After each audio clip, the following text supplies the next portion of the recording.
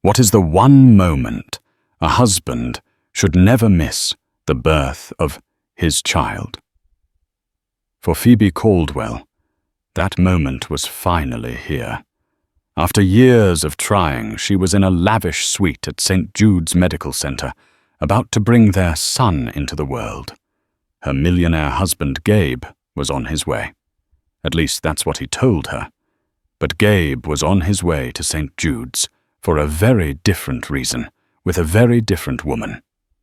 In a few moments, the sterile, quiet hallway of the maternity ward would become a stage for a betrayal so profound it would shatter a family and forge a legend. And it all begins when the elevator doors slide open. The pain was a white-hot tide pulling Phoebe Thompson deep into an ocean of sensation before crashing her back onto the shores of reality. Each wave was stronger than the last, a relentless rhythm counting down to the moment her life would change forever. She gripped the starched white sheets of the bed in her private birthing suite at St. Jude's Medical Center, a room that cost more per night than the apartment she'd grown up in. It was opulent, sterile, and terribly lonely. From the floor-to-ceiling window, the lights of New York City glittered like a carpet of scattered diamonds. It was Gabe's world, the one he had conquered and now commanded. Gabriel Caldwell, the tech mag. Gabe, whose face was a regular feature in Forbes, and Wired, the man who had turned a garage startup into a billion-dollar empire, Caldwell Innovations. He was the man she loved, the man whose child was currently making a very determined effort to be born. And he wasn't here. "Just breathe through it, Phoebe," a calm voice said beside her. Dr. Audrey Chen, her obstetrician, and more importantly, her best friend. Since college, dabbed her forehead with a cool cloth. "You're doing great. Dilation is at 7 centimeters. We're getting there." Phoebe let out a long, shuddering breath as the contraction subsided. "He said he was leaving the office an hour ago." She gasped, her voice hoarse. "His Stamford office? That's a 45-minute drive, max. No traffic at this hour." Audrey's expression was a careful mask of professional neutrality, but Phoebe could see the flicker of something else in her eyes, the same frustration and doubt Phoebe was trying so hard to suppress. "He'll be here, Liv. You know how last-minute deals can be. He's probably just wrapping up." "A deal," Phoebe whispered more to herself than to Audrey. "It's always a deal, a final call, a critical synergy that can't wait." She looked at the top-of-the-line fetal monitor, the steady green line tracing her baby's heartbeat. A strong, healthy thump, thump, thump that was the only comfort in the room. Their little boy. They had already named him Leo. A lion. She hoped he would have his father's courage, but her compassion. She'd met Gabe a decade ago, long before the billions. He was just a brilliant, driven programmer, with eyes that saw the future and a smile that made her feel like she was the only person in it. She was an art history graduate fascie, gabed by the past. They were an odd pair, but they worked. She grounded him, and he inspired her. She was there when he coded through the night, fueled by cheap coffee. She was there when the first round of funding came through, and they'd celebrated with pizza on the floor of their tiny apartment. She was there for the IPO, the magazine covers, the dizzying ascent into the stratosphere of the ultra-wealthy. But the higher they climbed, the more distant Gabe seemed to become. The brilliant programmer was buried under layers of corporate armor. The man who once held her hand for hours was now perpetually attached to his phone. His conversations filled with jargon she didn't understand. The gilded cage had become very real. This baby, this precious boy, was supposed to be their anchor. The project that would bring them back together, back to the days of pizza on the floor. Her phone buzzed on the bedside table. Gabe. Relief washed over her, so potent it almost eclipsed the next contraction building in her core. She snatched it up, her thumb fumbling with the screen. "Gabe, where are you?" "Hey, honey. Sorry, just hitting the road now." The board call ran insanely long. "You wouldn't believe the metrics." His voice was smooth, practiced. The voice he used with investors, not with his wife who was in the throes of labor. Pain and anger warred within her. "Gabe, I'm at 7 centimeters. Audrey said it could be any time now. You need to get here." I know. I'm flying. I'll be there before you know it. I promise. How's our little champion doing?" "He's fine," Phoebe said, her voice tight. "He's ready. I'm the one who needs his father." "I'll be there," he repeated a little too quickly. "I love you. Gotta go, need to focus on the road." The line went dead. Phoebe stared at the phone, a cold dread seeping into her bones. Something was wrong. It wasn't just the delay. It was the practiced detachment, the slick excuse. She knew that voice. It was the same one he used when a journalist asked a question he didn't want to answer.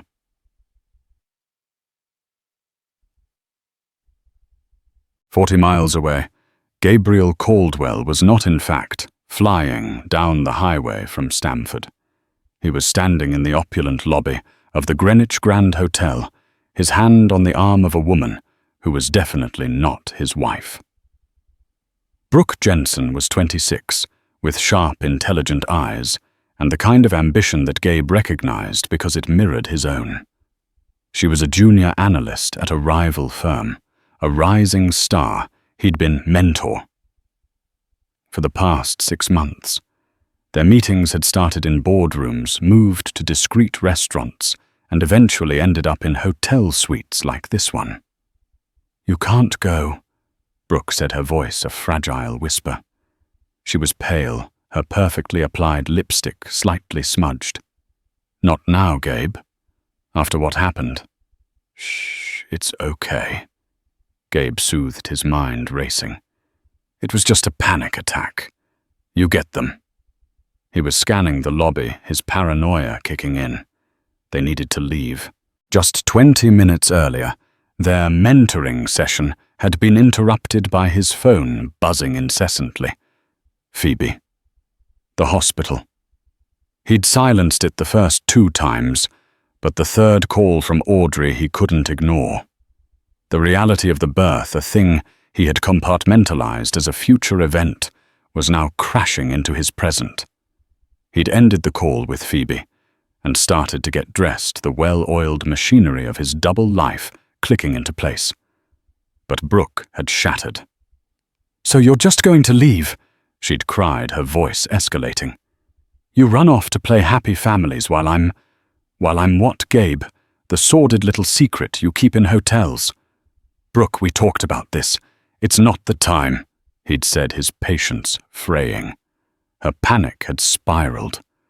She'd started hyperventilating, claiming her heart was pounding out of her chest.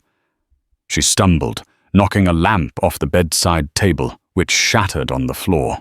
She tripped over it, falling hard against the corner of a heavy oak desk. It was a mess of her own making, but in that moment, she was a liability. He had to manage. She was crying, clutching her side, and Gabe, the master problem solver, saw his carefully constructed timeline collapse. His wife was giving birth, and his mistress was having a full-blown meltdown. He'd gotten her dressed, telling himself it was a genuine medical emergency. He had to take her to a hospital. It was the responsible thing to do. And in his panic, in his hubris, he made a fatal error. He chose the closest, best hospital he knew, the one with the top-rated emergency room and the most discreet service. the one where he had endowed and installed a wing. St. Jude's Medical Center. "My car is right out front," he told Brooke, guiding her towards the door. "We'll go to St. Jude's. They're the best. They'll get you checked out in no time." "St. Jude's?" Brooke looked up at him, her eyes wide with a new kind of alarm. "Gabe, isn't that? It's a big hospital," he cut her off, his voice sharp with authority. "The ER is on the other side of the complex from the maternity ward. Worlds apart. It's the fastest, most logical option. Now come on." He was operating on pure adrenaline-fueled arrogance. He was Gabriel Caldwell. He could manage this. He could drop Brooke at the ER, use his name to get her seen immediately, and then slip upstairs to the birthing suite, just in time to be the heroic, albeit slightly late, husband. He could juggle both worlds. He was sure of it. As his valet pulled his sleek black Audi R8 to the curb, he bundled Brooke into the passenger seat. He glanced at his watch. Time was ticking. He sped away from the hotel, his phone already buzzing again. It was Audrey. He ignored it and floored the accelerator, racing towards the one place on Earth where the two halves of his life were set on a collision course. He was so focused on the logistics of his deception, he never stopped to consider the cosmic absurdity of what he was about to do. He was taking his mistress to the same hospital where his wife was giving birth to his son, and he believed with every fiber of his being that he could get away with it. The halogen lights of the St. Jude's emergency bay were a harsh, sterile white. Gabe strode through the automatic doors like he owned the place, which in a way he did.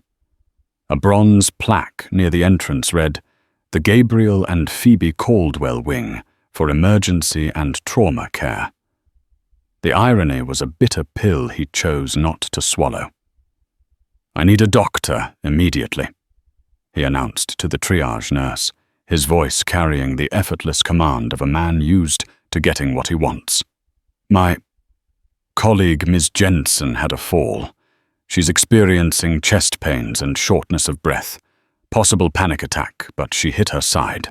Brooke, leaning heavily on him, played her part, wincing and breathing shallowly.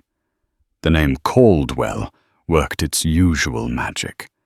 Within moments, a nurse was escorting them to a private examination room, bypassing the crowded waiting area. Problem 1 managed. "I'll be right back," Gabe told Brooke, placing a hand on her shoulder. "I just need to make a quick call." He stepped into the hallway, pulling out his phone. 3 missed calls from Audrey. 1 from his mother-in-law. He sighed, running a hand through his perfectly styled hair. He dialed Audrey. "Where in God's name are you, Gabe?" Audrey's voice was ice. "Audrey, listen. There was a pile-up on the Merritt Parkway. A tanker overturned. I've been stuck for an hour. I'm just getting to the hospital now. I'm parking." The lie flowed so easily, it felt like the truth. A tanker. It's not on any traffic report. It just happened. Look, I'm here now. Which floor is the maternity suite? 4th floor, the north wing. Don't bother parking in the main garage. It'll take you forever. Use the physician's entrance. I'll buzz you in." Audrey's voice softened slightly, the urgency for Phoebe overriding her suspicion. "Hurry, Gabe. The baby's heart rate is starting to show some decelerations with the contractions. We're considering a C-section if things don't progress soon." The words hit him like a physical blow. A C-section. This was getting real, far too real. "Okay, I'm on my way." He hung up and peeked back into Brooke's room. A young doctor was examining her. Perfect. He could slip away now. He turned and headed for the main lobby elevators, his mind a frantic mess of calculations. He'd take the elevator to the 4th floor, find the north wing, and walk into Phoebe's room, breathless and full of apologies about the phantom traffic jam. The plan was still viable. Up on the 4th floor, the situation was escalating. Leo's heart rate was dropping more significantly with each powerful contraction. Phoebe was exhausted, her earlier anger replaced by a primal fear for her child. "Okay, Phoebe," Audrey said, her tone now stripped of all pleasantries. It was all doctor. "The baby is showing signs of distress. I'm not willing to risk it. We need to move you to the OR now. We're doing a cesarean." A wave of panic, cold and sharp, cut through Phoebe's pain-fogged mind. "Is he okay?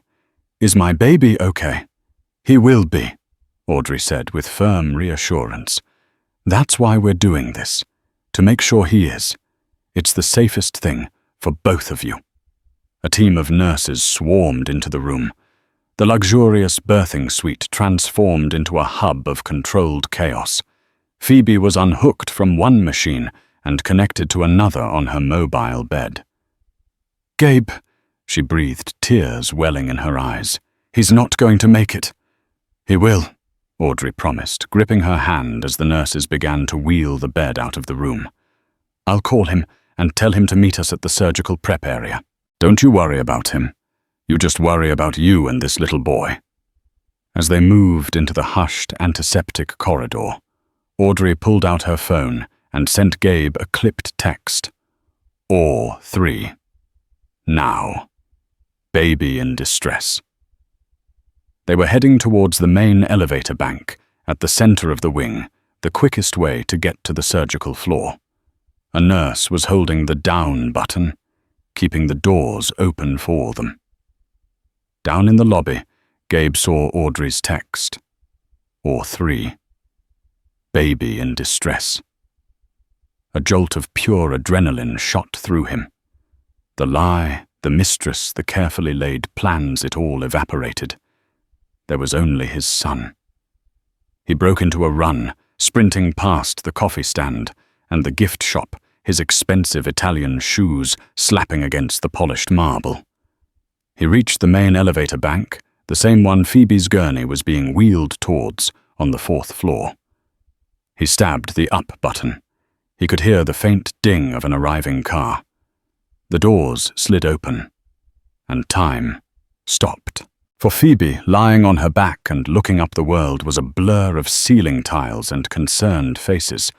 But as the gurney rolled to a halt in front of the elevator, the view cleared. Standing inside the car, bathed in its soft light, was her husband, Gabriel Caldwell.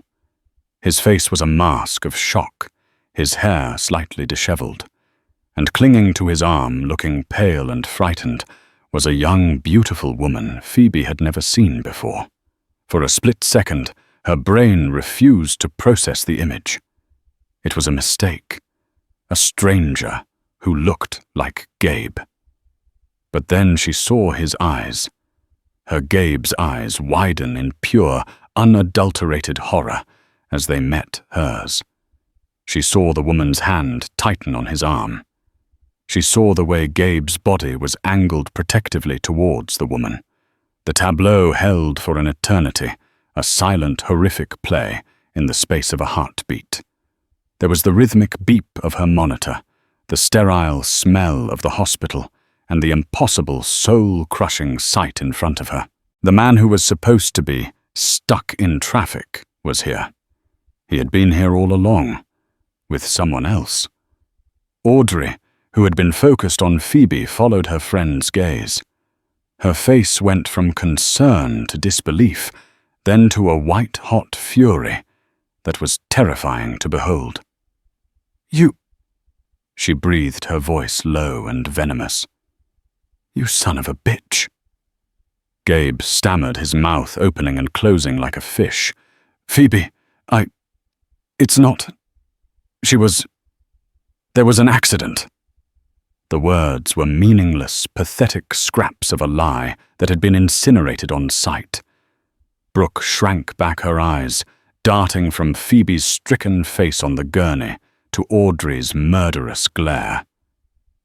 The reality of her situation, that she was the other woman caught at the worst possible moment in human history, crashed down on her.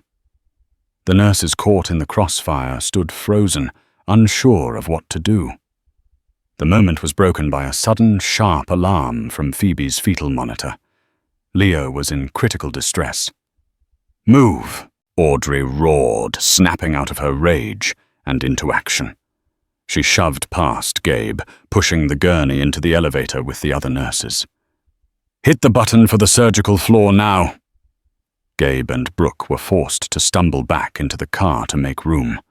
The doors slid shut, encasing them all in a small, suffocating box of betrayal and crisis. Phoebe stared at the ceiling, hot tears streaming down her temples into her hair. She couldn't look at him. The man she loved, the father of her child, stood feet away with his mistress as their son's life hung in the balance. The contraction that hit her then was the worst yet, a physical agony that was mercifully so profound it momentarily eclipsed the agony in her heart. She cried out a raw, wounded sound that filled the small space. Gabe took a hesitant step forward. "Phoebe, don't!" Audrey snapped, blocking him with her body. "Don't you dare speak to her. You've done enough." The elevator dinged and the doors opened onto the surgical floor. The waiting team whisked Phoebe away, the bed rattling down the hall towards OR3. Gabe stood frozen in the elevator, Brooke trembling beside him as the woman he had sworn to love and cherish disappeared from sight on her way to be cut open to save the son he had almost failed.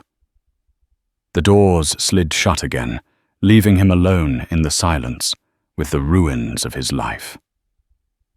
The world returned to Phoebe in fragments, the persistent rhythmic beeping of a machine, the dull, aching pull across her abdomen, the scratchy feel of a blanket against her skin.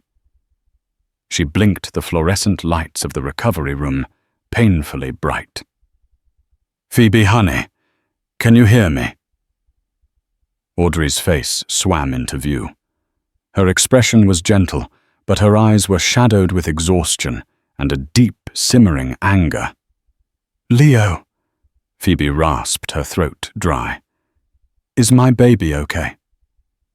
A genuine, radiant smile broke through Audrey's fatigue. "He's perfect. 7 pounds 2 ounces, a full head of dark hair, just like his dad." The last words came out with a bitter edge she couldn't hide. "He's in the NICU for observation just as a precaution, but he's breathing on his own. He's a fighter live, a true lion." Relief, pure and absolute, washed over Phoebe. Her son was safe. The thought was a raft in the turbulent sea of the last few hours. She closed her eyes, a single tear escaping.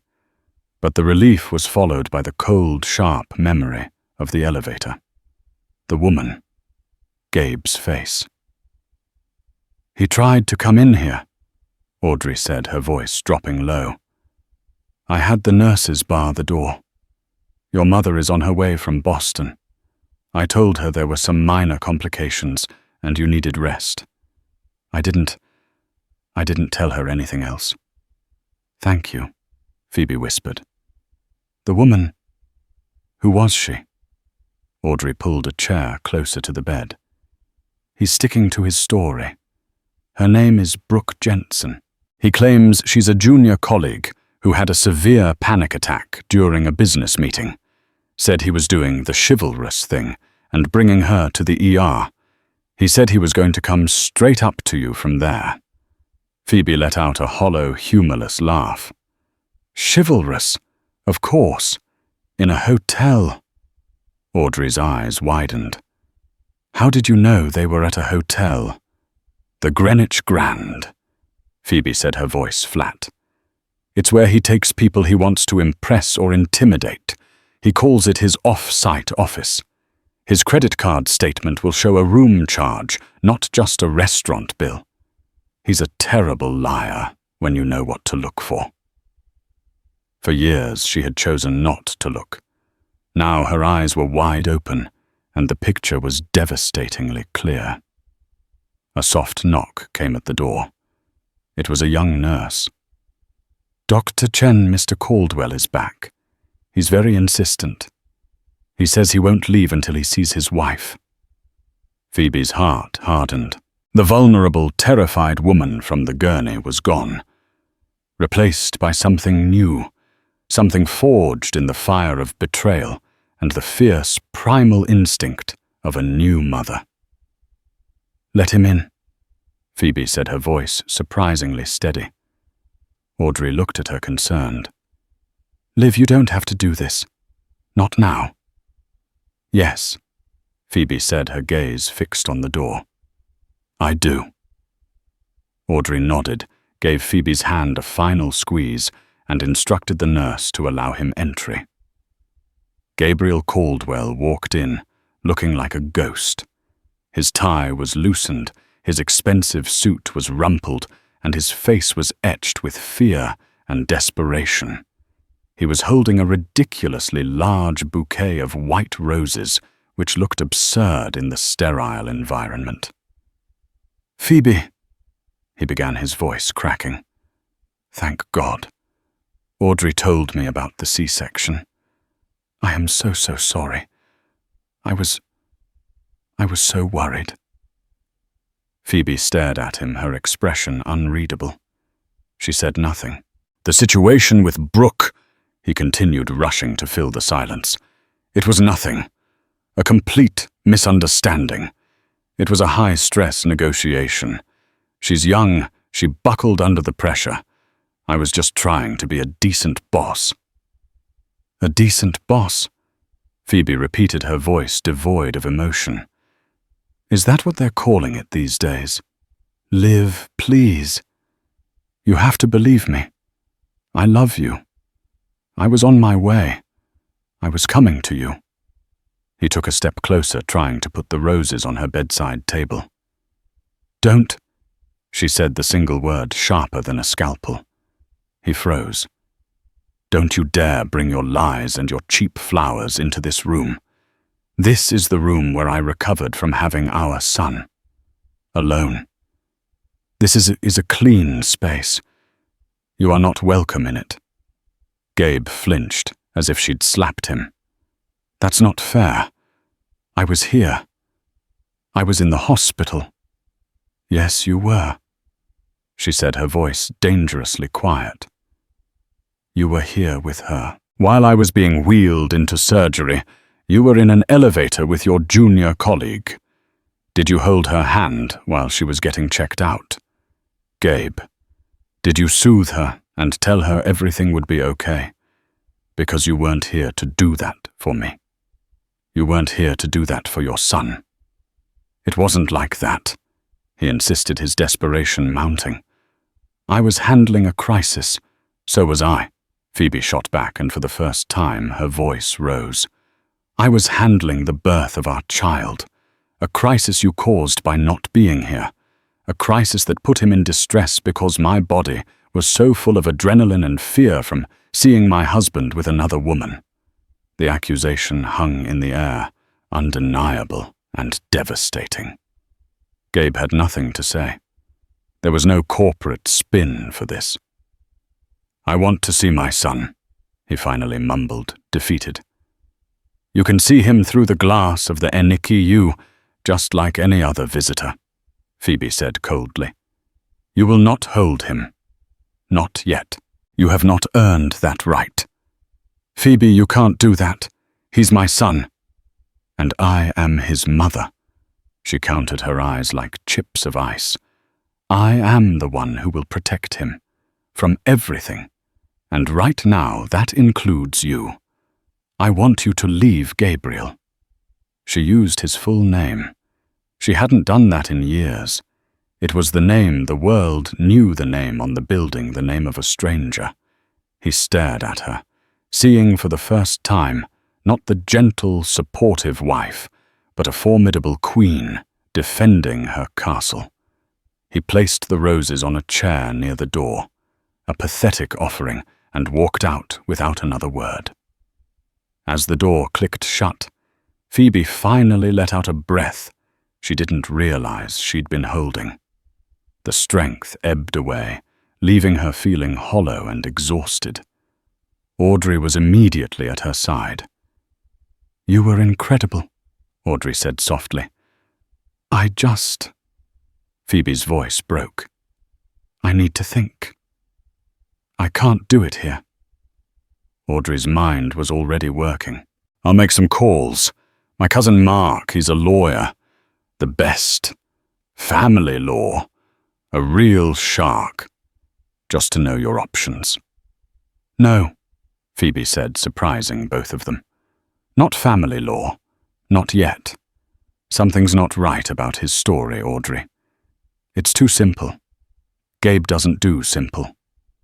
She looked at her friend, a new kind of analytical fire in her eyes, the fire of the art historian who looks for the story beneath the surface of the painting. "You're a doctor here. You have access. I need to know what exactly Brooke Jensen was treated for in the ER. He said she hit her side in a fall." Audrey frowned. "That would be a massive violation of HIPAA. I could lose my license." "I know," Phoebe said, "but he's lying to me. He stood there and lied to my face after what he did. I need to know the truth. Not for revenge. To protect myself. To protect Leo." Audrey looked at Phoebe's determined face, at the profound strength that had risen from the ashes of her heartbreak. She thought of Gabe's smug, arrogant face in the elevator. Her loyalty was clear. "Okay," Audrey said, making her decision. "Gabe endowed the entire ER wing. His name is on everything. It might take some doing to get past the flags on a file connected to him. But I'll see what I can find out. Let me make a few quiet inquiries." As Audrey left, Phoebe stared out the window at the dawn breaking over the city. It was a new day. She was a mother. And she was a woman who had been betrayed. The fight for her son's life in the operating room was over. A different kind of fight was just beginning. For the next 2 days, the hospital room became Phoebe's sanctuary and war room. Her son Leo was moved from the NICU to a bassinet by her bedside. Holding him, feeling his tiny fingers wrap around hers, was the only thing that kept her anchored. It focused her grief and anger into a diamond-hard point of purpose. Her mother arrived a whirlwind of loving concern, and Phoebe played the part of the tired new mum, skillfully deflecting questions about Gabe's conspicuous absence with excuses of a sudden business crisis in Asia. Gabe, for his part, was in a self-imposed exile. He sent texts, long rambling apologies, mixed with desperate pleas to see his son. Phoebe read them and then deleted them one by one. She knew this was the cooling-off period, his strategy. He thought if he gave her space, her anger would soften, and they could eventually talk it through. He had fundamentally misunderstood the woman she had become. On the 3rd day, Audrey slipped into the room after her rounds, closing the door quietly behind her. Her face was grim. "You were right," Audrey began, her voice barely a whisper. "It wasn't simple. Getting her chart was next to impossible. It was flagged for executive privacy. A courtesy St. Jude's extends to its major donors. I had to call in a favor from a resident in the ER who owed me big time." She handed Phoebe a plain brown envelope. "I made a copy of the key pages from my terminal. No one knows I have this." With trembling hands, Phoebe opened the envelope. Inside were several pages of medical jargon, patient notes, and a radiology report. "Walk me through this," Phoebe said. "Okay," Audrey said, pointing to the first page. "Admitting complaint, shortness of breath, chest pains, fall. Consistent with Gabe's story of a panic attack. But look here." She pointed to the examining physician's notes. "Contusions on the left wrist and upper right arm consistent with being forcibly gripped. Laceration on the scalp posterior. Patient claims she slipped on a wet floor, but the pattern is atypical for a simple fall. Also a significant contusion on her right hip, where she said she struck a desk. Phoebe felt a chill. Forcibly gripped. He grabbed her. It gets worse, Audrey said, flipping to the next page. The doctor ordered a CT scan of her head because of the laceration standard procedure. The scan was clear, no concussion. But here's the part that makes no sense. Look at the attending nurse's inventory of personal effects logged when they took her clothes. Phoebe scanned the list. 1 Prada handbag, 1 iPhone 16, 1 a wallet containing. Her eyes stopped on the last item. 1 verbatim 256 GB flash drive, metallic grey. Secured in patient effects bag.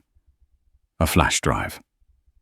Why would a junior analyst having a panic attack be carrying a flash drive to a late-night negotiation in a hotel room? Gabe was famously paranoid about digital security. He hated removable media. Everything was cloud-based and encrypted. A physical drive was an anomaly. A flash drive. Phoebe murmured, the pieces beginning to click into place in her mind. The argument. It wasn't about him leaving to come to the hospital. It was about something else. Something on that drive. Her mind trained to see patterns, to research provenance, to connect disparate pieces of an artist's life, to understand their work, went into overdrive. She wasn't just looking at a cheating husband anymore.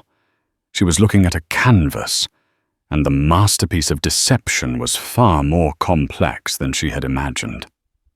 Audrey, I need a name, Phoebe said, her voice firm. The best private investigator in this city. Someone discreet, ruthless, and technologically savvy. Someone who specializes in corporate espionage. Audrey blinked. Corporate espionage, Liv. What are you thinking? I'm thinking that my husband didn't bring his mistress to the hospital where I was giving birth because he was arrogant or stupid. Phoebe said, her gaze distant. He brought her here because he was desperate. He was in the middle of losing control of a situation and he panicked. That woman, Brooke Jensen, wasn't just his mistress. She was a threat, and I need to know why. The man Audrey recommended was named Robert Peterson. He was a former FBI agent with a boutique firm that handled the messy, high-stakes problems of the 1%. He met Phoebe in her hospital room the day she was discharged. He was unassuming with quiet eyes that seemed to miss nothing. She didn't tell him about the affair. She framed it as a security concern. My husband is Gabriel Caldwell of Caldwell Innovations, she began. I have reason to believe an employee of a rival firm, a woman named Brooke Jensen, may have acquired proprietary data. She was recently with my husband under unusual circumstances and was carrying this. She showed him the copy of the nurse's log, highlighting the flash drive. Peterson looked at the document, then back at Phoebe, cradling her newborn son. He could read between the lines. He knew there was more to the story, but he also knew his job was to follow the client's instructions. Rival firm. Do you know which one? He asked. I have my suspicions, Phoebe said. Shaw Industries. Their CEO, Gregory Shaw, has been trying to execute a hostile takeover of Caldwell Innovations for the past year. Peterson nodded slowly. Shaw. Yes, he doesn't play nice. This makes sense. What do you want me to find out? Everything, Phoebe said, her voice steely. I want to know who Brooke Jensen is, her background, her financials, her connections to Shaw. I want to know what was on that drive, and most importantly, I want to know what she has that would make my husband so careless. "This will be expensive," Peterson warned. Phoebe glanced around the ridiculously expensive hospital suite she was leaving. "My husband's carelessness has already cost me more than you can imagine." "Find the truth, Mr. Peterson, whatever the cost." For the next week, Phoebe settled into a new routine in the cavernous, empty penthouse overlooking Central Park. She cared for Leo, managed a constant stream of calls from her mother and well-meaning friends, and politely stonewalled Gabe. He had been relegated to supervised 1-hour visits, with Leo always with a nanny present. He tried to talk to Phoebe, but she was a wall of polite, impenetrable ice. She was waiting. The call from Peterson came late one evening. "I have something for you, Mrs. Caldwell," he said, his voice flat. "It's extensive. I think it would be best to meet in person." The next morning, Peterson arrived at her penthouse. He laid a slim tablet on her marble coffee table. "Brooke Jensen," he began. "Top of her class at Wharton. Recruited by Shaw Industries 2 years ago. She has no debt except for a mortgage on a condo. She has no visible means of affording. For the past 6 months, large untraceable cash deposits have been appearing in an offshore account in her name." He swiped the screen. A new page appeared with encrypted email headers and transaction logs. "She was Shaw's mole, and a very effective one. We believe the affair was the honey trap, the method of getting close to your husband. The goal was Project Chimera." Phoebe's blood ran cold. Project Chimera was Gabe's most guarded secret. It was a revolutionary AI-driven logistics platform, years ahead of anything else in the market. It was the future of Caldwell Innovations, worth tens of billions. "According to my sources," Peterson continued, "Shaw was planning to announce his own version of Chimera in 2 weeks, effectively gutting your husband's company stock before he could even launch. He would then initiate the hostile takeover when the company was at its most vulnerable." "The flash drive," Phoebe breathed, "was likely the final piece of the puzzle," Peterson confirmed. "The core algorithm, the one thing Gabe kept off the company servers. He probably had it on a personal air-gapped laptop, the one he would have had with him at the hotel." It all made sense now. The fight in the hotel room wasn't a lover's spat. It was a botched handover. Or perhaps a confrontation. Maybe Gabe had finally realized he was being played. The marks on her wrist. The fall. It was a struggle. He was trying to get the drive back. His decision to bring her to St. Jude's wasn't just panic. It was containment. He couldn't let her and that drive out of his sight. The depth of the betrayal was staggering. It wasn't just her heart he had risked. It was their entire life, their future, their son's legacy. He had been so blinded by his ego and his affair that he had walked the entire company to the edge of a cliff. "There's one more thing," Peterson said, his expression carefully neutral. He swiped to the final page on the tablet. It was a grainy security photo from a high-end jewelry store on Madison Avenue, dated 2 days before the incident.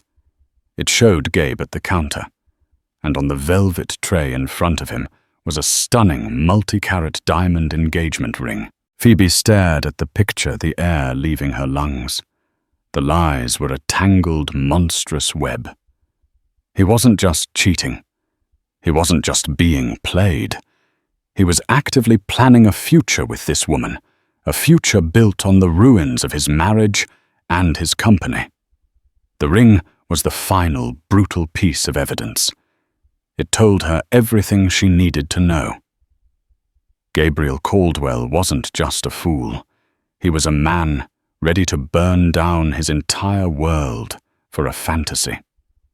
And Phoebe, holding the evidence of his treason, both personal and professional, realized the power had shifted. He thought she was a victim, a heartbroken wife he could manage and placate. He had no idea she now held the matches that could light his whole world on fire. The question was no longer what he had done to her, but what she was going to do to him. The air in Gabriel Caldwell's home office was thick with the smell of expensive leather and unspoken tension. This was his throne room, a space of dark wood, smoked glass, and panoramic views of the city that he had conquered. It was from here he commanded his empire. But tonight he was not the king. He was the subject of an inquiry. Phoebe sat opposite him at his massive obsidian desk. She wasn't wearing the soft, flowing clothes he was used to. She was dressed in a sharply tailored charcoal grey suit, her hair pulled back in a severe, elegant chignon. In her lap she held a slim leather portfolio. Baby Leo was asleep upstairs with a trusted nanny. This was not a conversation for a child's ears. "Thank you for meeting me, Gabriel," she said, her voice as cool and polished as the desk between them. "Phoebe, you know you don't have to be so formal," he said, attempting a gentle smile. It didn't reach his eyes. "This is our home. We can talk about anything." He still believed he could manage this. He believed this was about the divorce, about dividing the assets, about visitation. He was about to be corrected. "We're not here to talk about us," she stated, opening the portfolio. "We're here to talk about the survival of your company." She slid a single piece of paper across the desk. It was a printout of Brooke Jensen's offshore bank statement showing the deposits. Gabe's face paled. "Where did you get this?" "That's not the relevant question," Phoebe said calmly. She slid a second document over. A summary of Project Chimera's core functions, next to a near-identical summary of a project codenamed Spectre within Shaw Industries. "Gregory Shaw sends his regards," she said, her voice laced with ice. "He was planning on announcing Spectre in 2 weeks, just before he initiated his hostile takeover. Your stock would have been worthless. You would have been ruined." Gabe stared at the papers, his carefully constructed composure finally shattering.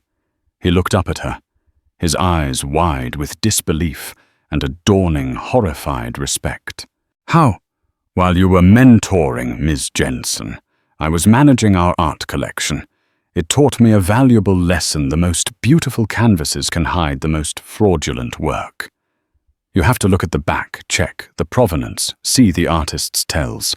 Your tell, Gabe, is your arrogance." She let the words hang in the air before continuing. "The night Leo was born, you weren't having a lover's quarrel. You were struggling with a corporate spy over a flash drive containing the last piece of Project Chimera. You got it back from her, I assume, but you were compromised. Shaw still had enough to burn you to the ground." He said nothing. He simply stared at her, the full scope of his catastrophe laid bare. "So," he finally whispered, his voice hoarse, "it's over. He's won." "No," Phoebe said. "He hasn't. Because he doesn't know that I know. He assumes the grieving wife is the least of your problems. He's wrong. The grieving wife is his only problem." She leaned forward, her eyes locking with his. "I took the liberty of contacting a friend who happens to be a journalist at the Wall Street Journal. I have a story for him. The story of a brilliant CEO, Gregory Shaw, who uses sordid honey traps to engage in corporate espionage. The story of a young analyst, Brooke Jensen, who was manipulated and preyed upon by a ruthless billionaire. I even have a hospital report that suggests a physical altercation. It's a messy story, the kind of story that launches federal investigations and sends stock prices into a nosedive." Gabe's jaw was slack. "You would do that? You would release that story? Here is what is going to happen." Phoebe continued, ignoring his question as if he were a junior employee. "You are going to launch Project Chimera. Not in a month. Next week. You are going to hold a press conference and announce it to the world. You are going to get ahead of Shaw and render his stolen data useless." "We can't," Gabe stammered. "The marketing isn't ready. The platform isn't fully stress-tested." "Then you will work around the clock to make it ready," Phoebe said, her voice unyielding. "You built this company from nothing. Don't tell me you can't handle a deadline." He looked at her, a flicker of the old, brilliant Gabe returning to his eyes. He saw the logic. It was a bold, borderline, reckless move, but it was the only move. "Okay," he said slowly. "Okay, we can do that. It saves the company. But what about Shaw?" "You let me worry about Mr. Shaw," Phoebe said. "I've already sent him a message." She slid a final item across the desk. A high-resolution photograph. It was the picture of Gabe buying the engagement ring for Brooke. "I sent this to Mr. Shaw's personal email from an anonymous account," she explained. "With a simple message, your mole has gone rogue. She wasn't just stealing your target's data. She was planning on marrying him and taking it all for herself. Gregory Shaw is a predator, but he's a pragmatic one. He will not trust a spy he believes has double-crossed him. He will cut her loose. He will bury any evidence connecting him to her. The threat from Shaw Industries is for the moment neutralized. He won't risk exposure." Gabe stared at the photo of the ring, the symbol of his ultimate betrayal of Phoebe, and understood with sickening clarity that she had just used it to save him.